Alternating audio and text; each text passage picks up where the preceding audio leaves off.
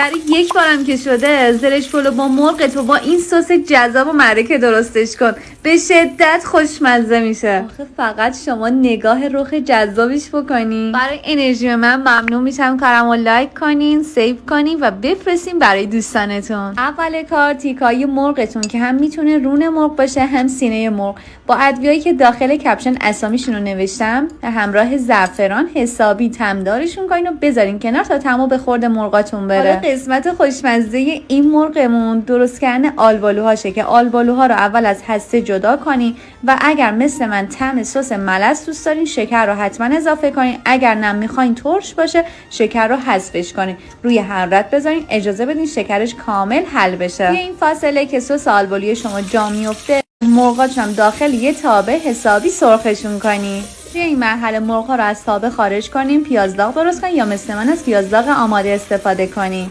بعد از یک ربع که آلبالوها جوشیدن با هر دستگاهی که دارین آلبالوها رو میکس کنیم و این سس جذاب رو به مرغاتون اضافه کنیم. وقتی سس جذاب و خوشرنگ آلبالو رو به مرغاتون اضافه کردین، در تابه رو بذارین و اجازه بدین حسابی مرغاتون با این سس بپزه و خوش‌طعم بشه. آخر کارم برای خوشگل‌تر شدن خورشتتون میتونین چند تا آلبالو هم داخل خورشتتون اضافه کنین.